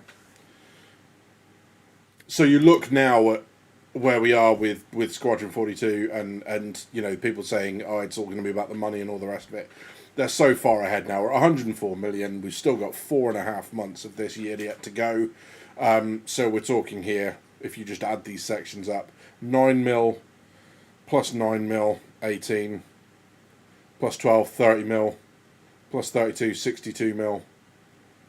So 77 mil add on top of that. And that's if they achieve what they achieved last year. And you've only got to look at that to realise they outsold every other, the same month in any other year, every month this year. I think apart from that one, potentially, 10 mil versus 10. So that was 10.49. No, it did outsell. Oh no, that was 9 mil.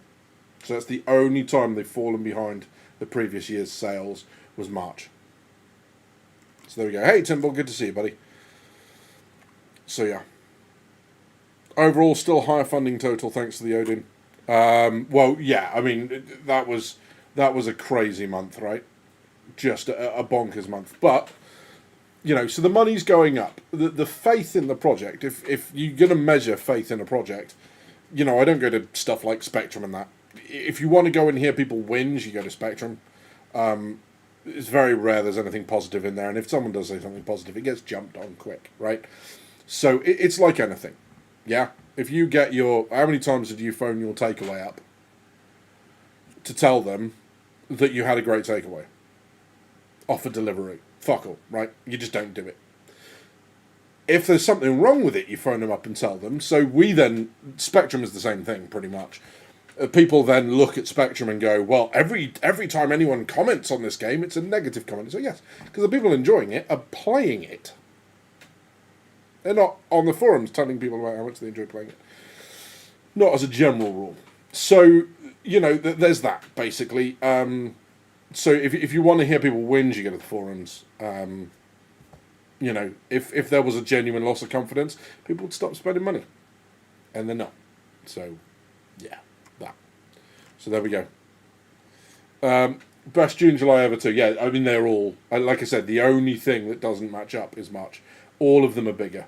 January's bigger than every previous year. February's bigger.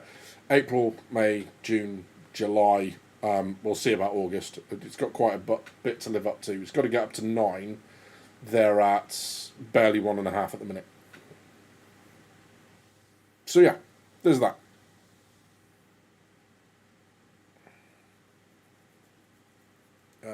So yeah.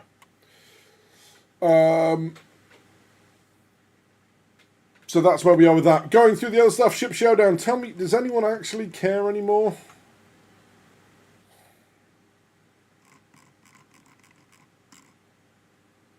I just can't. I can't bring myself to be too bothered about this. This stuff is cool. I love seeing what people are making and printing and all that sort of stuff.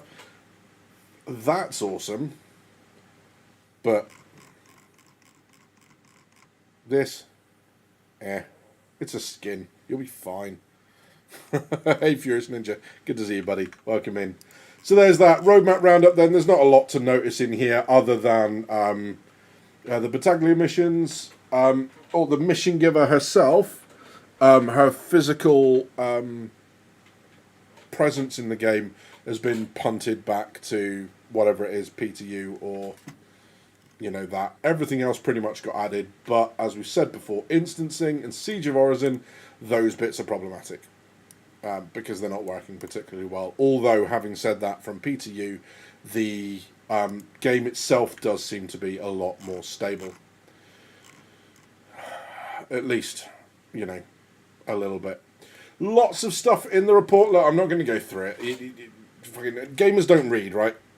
This stuff. But there is a lot of interesting stuff about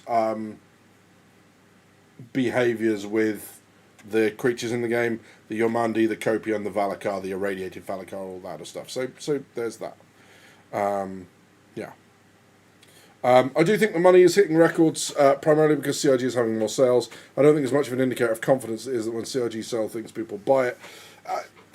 Yeah. But if you thought it wasn't gonna come to anything, you wouldn't put money into it, right? So yeah. People vote with their wallets. Yeah, kind of that. But yeah, so there's that. I mean, I had a quick scan through this. There wasn't anything that stood out. But I suppose we'll do this. So the Basher came out. We knew about that. Liberator is now coming to White Box review, if it hasn't already done it. The specific White Box phase, it says, took longer than planned for the Liberator, as the team wanted to ensure the ship utilised as much as possible from existing ships to set a strong foundation for future stages. The time invested in July should be returned. So basically, spend the time in July and get it out faster. RSI Galaxy, which they said last year is going to be the headlining ship at IAE, although I wouldn't mind betting the sales being as they have that there'll be something else, a surprise in there somewhere. Yeah. Additional art resources help various areas of the ship progress this install the Liberator, including lowering engineer area, upper corridors, modular lower section, and rear hangar. So, that isn't that just the... That's basically the Perseus, right? So there we go. The upcoming Kruger Stingray continued to move swiftly through development, and with rapid progress from all teams, it was decided to do a combined Lot Zero final gate review, which it passed. And I think that's probably what all the sneak peeks are, right? 2 other vehicles continued down the pipeline. One is essentially art and design complete and awaiting the availability of downstream teams, while the other received further art and design work before passing its Lot Zero on the day this report was published. There you go. 2 unannounced vehicles. First is in grey box, the second is in the white box phase. Oh. After various teams sanity checked the ship's complex landing state to rule out future problems before the art team moved further into production. Maybe, is that potentially they build? The Starlancer build? Something to do with bases? I don't know. Further progress made on the Drake Kaken, which passed its grey box after a major push from the team and remains on track for its planned release next year. The main call out from the review is to resolve how some of the capital size components are integrated into their rooms. And that's interesting because the component integration, they're going to have to work on that quite a bit, because trying to get stuff out of certain ships doesn't work. So for example, if you go to the Ares on the salvage missions, one of the power plant and one of the shield generators won't come out. You could, in a previous patch, actually push them through the outside of the ship, and then they just pop out.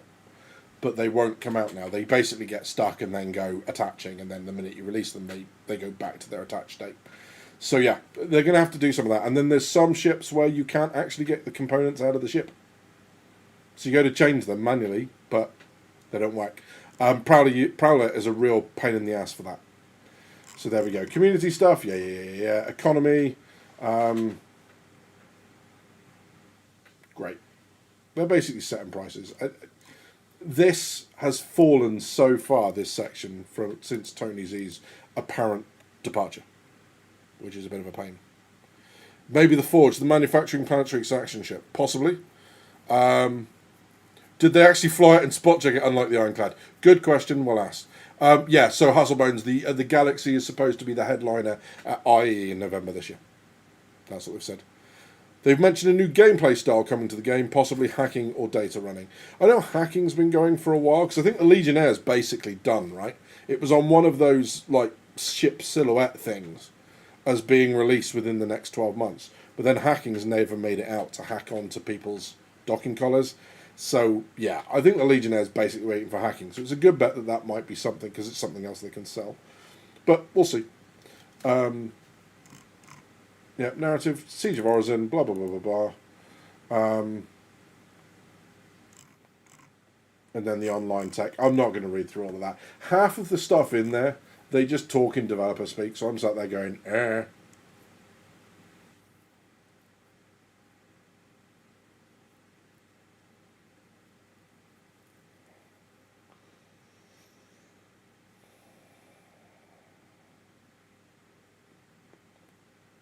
Refining a Misk Expanse. Yeah, I don't know. I mean, that could be the other one, but I don't think the Misk Expanse has got a particularly technical landing state, from what I understand. And then R&D is always interesting to have a quick look at. So we're getting time of day temperature models, apparently. Adding SMO and expanding weather behaviour. So once again, it looks like what was delivered at CitizenCon, that big demo with the lightning and everything else, it looks like that was very much just something that they put together and probably isn't exactly what we're going to get. Does anyone remember, like, some of the weather demos and the Starcloth demo we had all the way back in 2019? Pepperidge Farm remembers. So yeah. And stuff and nonsense. Yeah. So that's that. That's where we are with all that stuff, because we're back to the Squadron 42 demo now. So there we go. Not game loop or activity, but gameplay style. Interesting. Not sure what that'll be. They also specifically mentioned playing refining when they talked about the Starlight. Yeah. Yeah, I mean, they've got loads of ships they're going to have to go back and finish. They've got, the Carrack with its drones, with its repair gameplay, all that sort of stuff. And then the modular sections at the bottom. There's loads of stuff they're going to have to go back and fix.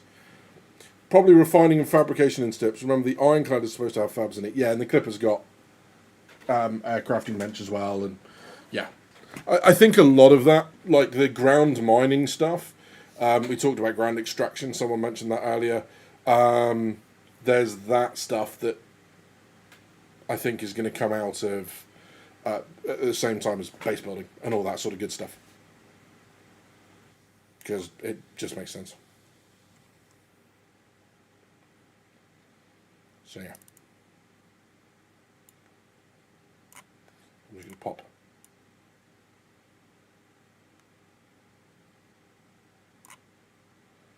Yeah. Put that one on in the background. There we go. Mining and refining on the go has to be in place before you can start construction modules. Yeah, I mean, so... you can still mine and refine from the bases and then take it to your base building. I wonder what's the next ship to drop then. I think it's the Stingray. Hasselbones. So it'll be Kruger's. It'll be another combat ship from Kruger.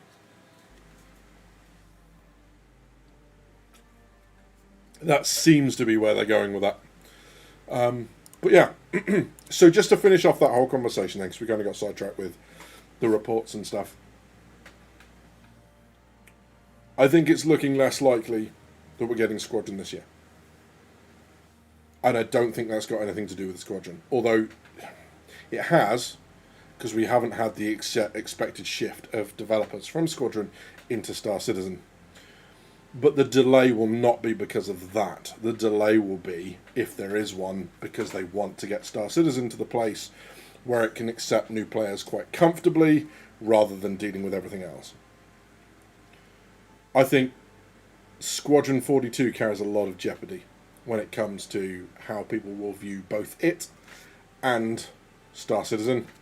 I think that's just a corner that CIG have backed themselves into, and I don't think there's much more they can do about that at this point in time. They've just kind of got to muscle through it, and maybe that's a release and maybe it's not. But we'll see. I'm excited to see the Stingray. Kruger only have one ship, but I have a 100% satisfaction rate with them. One non-snub. I don't buy the GTA 6 excuse. It's console only for at least a year. No, I think the way GTA 6 interacts with Squadron is if Chris Roberts is gunning for Game of the Year, because you don't go up against GTA 6. There's no point. Yeah, it's like trying to stop a freight train with a BB gun. It's not going to happen. So there we go. And I've said the word gun on stream twice now, so I'm in trouble. Sorry, YouTube. Not sorry. I'm expecting Stingray to look like the Naboo cruisers from Star Wars. I think it has the potential to look really, really cool, and I'm pleased. Although things like the Basher and the Grey's Market stuff is not my approach and not my sort of aesthetic, I love them. I think it's great that it means that those sorts of things are being added to the game, because there are going to be people who really like them, and variation is key, right? GTA will hog all outlets, that too. So there we go. Yeah, so GTA 6 is the biggest thing that's ever happened ever, I hear. That. So it's sick they're doing trash ships. Yeah, I mean, that stuff's really good. So I'm really pleased with that. And I really hope the Stingray is going to capture people's attention, kind of like the Wolf did. The Wolf got, that idea of like a P-50, the P-51... old World War II style plane is just it's very, very cool.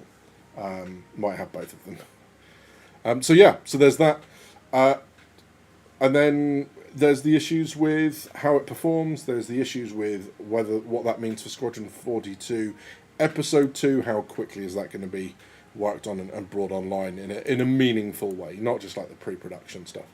But there we go. The outlets will never be kind to SC Squadron 42 as it is. They will frame it as the $1 billion AAA game GTA 6 versus the $1 billion Kickstarter regardless. Yeah, I mean, they will. But people won't care. As long as it's good fun to play, people won't care. It's got to be good fun to play. It's a game, right? I can't believe I'm saying that out loud like it's some sort of insight. It's not. As long as it's fun to play, people won't mind. But that's that. Yeah, and then, I mean, what I might do is I might try to distill that down and give it a little bit more thought and put my thoughts together a little bit more coherently than I am with one side, almost two now inside of me, and turn that into a vid. But what I want to do in the short term is I want to do a series of after-action reports. I want to do Siege of Origin. I want to do an after-action report on a lot of the big things, so Hathor, Rockcracker, Stormbreaker, ASD, all that sort of stuff. I want to look at Squadron 42 when we get closer to it and all that, and figure out just how it performs and where it's likely to sit against Star Citizen. There might be some newer content as well, for people that are coming into the game. Try and break down some of those barriers for new players. People that really want Star Citizen to be good and engaging, but are struggling with some of the workarounds. So don't be surprised if some of that comes out close to the time as well. There's the Ready for Inspection series, the first couple of ships that are on my list to do. The Perseus, the Hammerhead, the Polaris, and the Hammerhead will probably sit alongside the Tiburon, because inside they are very, very similar. So we'll talk about those sorts of things as well. And sprinkled throughout that will be some of the stuff from my Navy career, how ships of war operate, likely tactics, things like ship defense and all that. Not so much the boarding thing, not really a thing in real world navies, but we can at least talk about. There are some contingencies for arms intruders and stuff like that, so I can talk about that too, and damage control and all that. So that'll come as well as the guides, the how to not suck stuff. So yeah, I've got those sorts of stuff coming on, but the big news for me, of course, is that moving house next week, moving down to the West Country, close to the family and old friends, which is going to disrupt the content a little bit. So don't be surprised if over the next couple of weeks you guys don't necessarily see me that much, either in streaming or in content, or indeed in the Discord, link to which, by the way, is down below if you want to come and join in, and we can have these conversations face to face. So there we go. Perseus is the ship to beat right now, especially with the crazy mission changes. We took we absolutely slapped some Valkyries around in the Perseus. We did a couple of the remote asteroid bases trying to get low light scopes for Siege of Origin, and just like with both turrets facing it, it doesn't take one shot from each barrel to blow some Valkyries up. So the Medusas are absolutely slapping at the minute. It's really, really kind of cool. It's how multi-crew should have been the whole time. Yeah, and we can only hope that that improves as well. So there we go. If it needs a better anti-fighter, but it needs a better anti-fighter turret station. I mean, the main turrets do a pretty good job against fighters. They're a little bit terrifying. Maybe not so much in PvE and PvP, but in PvE, I've seen a couple fighters one-shot it, which is quite scary. But yeah. The torps are smashing people around as well, which is really cool. I'm really enjoying my Perseus. It's so much fun. But yeah, that's where we are with all that. It's an interesting time for Star Citizen, especially seeing as it's coming into the summer. And of course, in the summer, with everything else going on, with sun, with barbecue, with everything, well, I'd say coming into the summer. We're coming out of the summer and approaching the autumn, but player numbers normally drop off anyway. It's interesting that so many people have been giving it a go and having a go at it. It's just disappointing, almost heartbreaking that the game's in the state where it is. The only bit of advice I can give is just prepare for it to happen again. Right? Just prepare for it to happen again, because it's gonna happen a lot of times, and there's nothing really that we can do about it. You just kind of gotta get on with it. They're gonna break things. The systems are gonna go broken. Just prepare for it, because it's easier to deal with, switch to a game that you enjoy more when it happens, and then come back. But I've got to say now that my confidence that Squadron 42 is coming out this year, I would say 25% or below. And that's just based on everything in front of us. It's not me trying to be negative. Like I said, the end of last year, I said I thought it was coming this year. Right now, not sure. Squadron will be our release game for the new Xbox alongside PC release. They'll drop an epic teaser at next year's Game Awards. Chris will walk out on stage and give a huge middle finger to the dancers. There we go. Hustle says 0% this year. The only thing that's given me any hope is the getting the creators together at Manchester Studio. That's the only thing that's made me think, all right, maybe something's happening.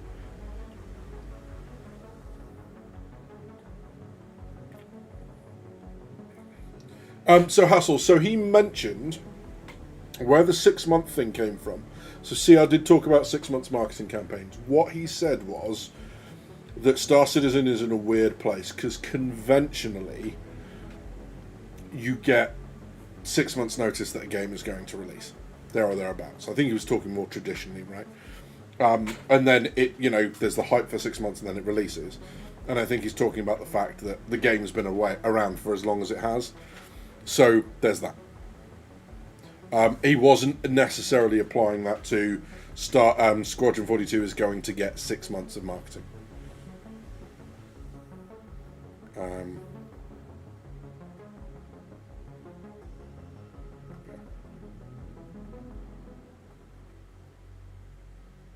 But yeah, I'm really hoping Squadron will. I mean, it's when you look at the strength of who's in there, you've got Henry Cavill, Mark Hamill, Gary Oldman, for God's sake. Gary Oldman. Mark Strong. When you look at who's in that, I'm hoping Gillian Anderson doesn't die. I hope she's kind of off and, in hospital when we see that scene and everything else. Because she did mention in an interview, she actually said it would be great to come back again. So she had already talked about the possibility of, coming back. Whether that means that's actually what it is, or whether she's talking about the mocap in general. But I'll see if I can find that video, because it's probably a good one to... Yeah, here we go. There's 2 of them. So there's a series of these. I'll drop the links if you want them in chat. But... I shall just kill the background music for a second. Let's do the behind the scenes one. So there's 2 of this for a couple of the stars.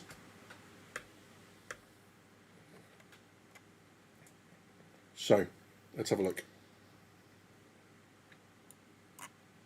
I want this music as my channel music, by the way.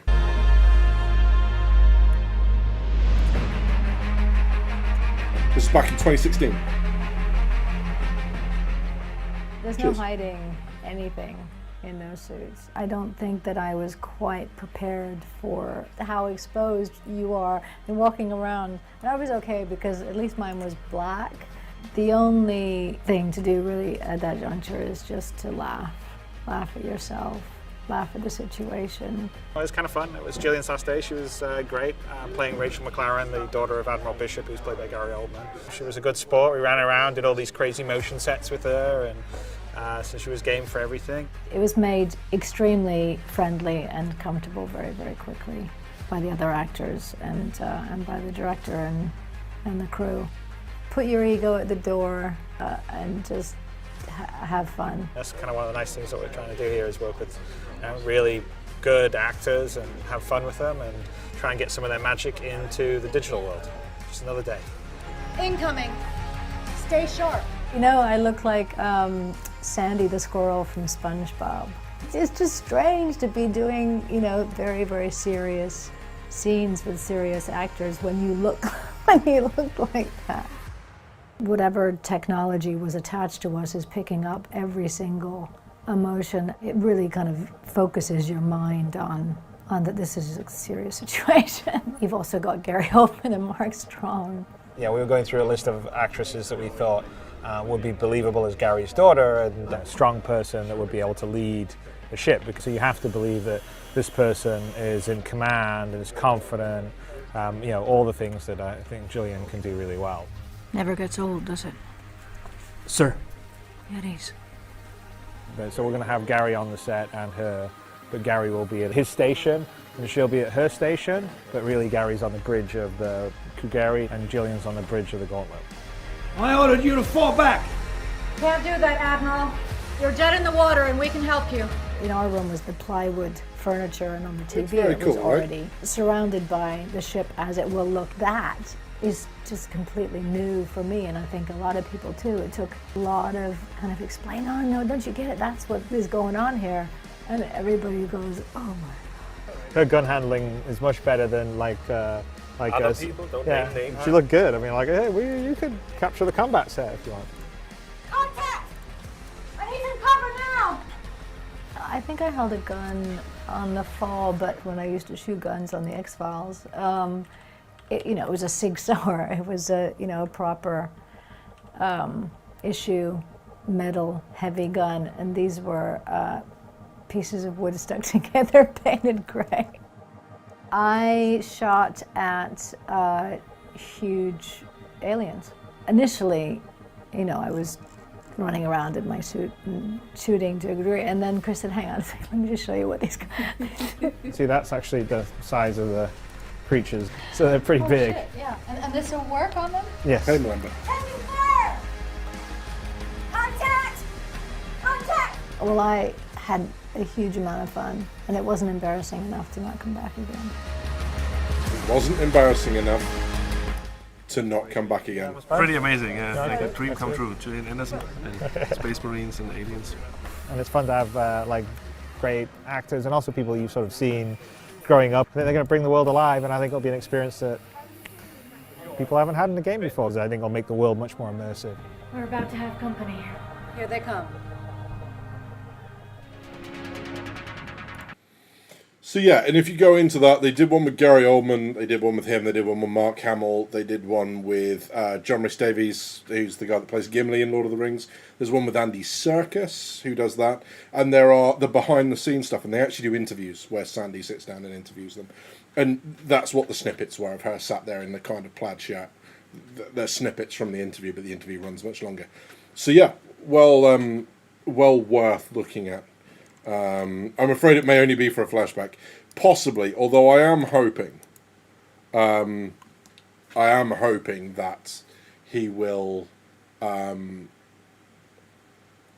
That Gary Oldman, when you see him in the little music trailer, he's stood by a coffin, but there's a name on it, and it's not McLaren. It's not Gillian Anderson's character name. And you'd think that if his daughter had died, that's where he'd be stood, right by the coffin of his daughter. So I don't think, because all we hear is Captain McLaren had submitted a letter of recommendation for you before the battle. That's not proof of death. That's just that. So I'm hoping that she'll go on and, you'll see stuff. But yeah, Oldman rules. I mean, just... Gary Oldman's incredible, from playing the cop in Leon to playing Dracula in Bram Stoker's Dracula to his incredible performance in Darkest Hour. Gary Oldman is just... I was really hoping that that's what that 2024, when they did the gameplay demo, I was hoping that's what it was going to be, that there was going to be this surprise panel of some of the stars, and they'd be like, hey, release date, and obviously it wasn't, but yeah. Very, very cool. Fifth Element, Unreal, yeah, there's some really good stuff. John and Mark were in Wing Commander together as well. Yeah. Yeah, there's a lot of cool stuff in there. Yeah, I mean that whole I do this fun thing where when they get new trainees and stuff, when you find out some of them are geeks in the Coast Guard, I end up going, have you seen this? And then I put the gameplay trailer on during like a break or something, and then force them to watch it because I'm evil.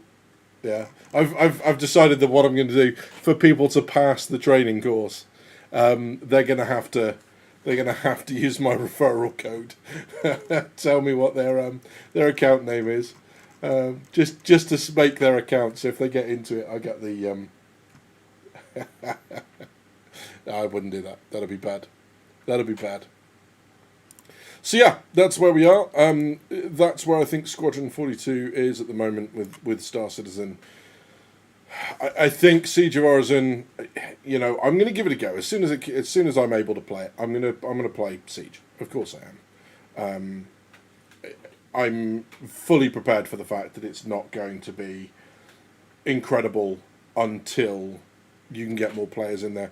4 players are not particularly great, but there we go.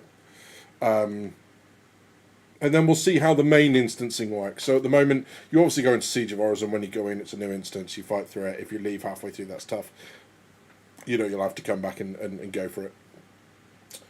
When the Levski instancing comes in, it's stages. So you go in and complete a stage, and when you go back in, it looks different. So the area that you've cleared is now cleared, and maybe there are some Levski NPCs there, and then you go on to the next bit. So it's a staged, changed instancing thing, which probably means it's going to be delayed a bit, because they're going to have to figure out, like, whose version of the instance are you going off? Is it the party leader? Is it this? Is it that? Is it the other thing?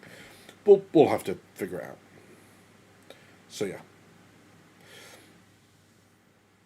Bad idea. That's how you end up with the Starkit and Dragonfly. Absolutely not. I need to get rid of my Starkit and Dragonfly. The minute I find out I can exchange it, it's done. I'm getting rid of it. Screw that. But yeah, so there you go. The Starkit and Weapons cosmetic has annoyed me even more than the state of the game. I can't say you're wrong. I can't say you're wrong, mate, if I'm being honest. But there you go. So, I'll see you in a little while. I don't know what's going on next Sunday. Chances are I won't be back for that. I'll have driven up. There is a chance that I'm not required up for this course, in which case I will be streaming as normal. If you want to know what's going on, make sure you've got subscribe and the notification bell on, or that you're in Discord, because I announce it a couple of hours before the stream in Discord, and you know where the link to that is. It's in the fold down below. I'm also going to then look at, getting some contact back on. But it's going to be a bit sporadic for the next couple of weeks. And as soon as I can do, I will be back with you all and trying to get back to some sort of business as normal, get some content released and all that good stuff. Right now, things are hectic as hell, but life is trending in the right direction, which is good news. You've been watching Drinkers with Gaming Problems. Thank you very much for stopping by. I'll see you soon.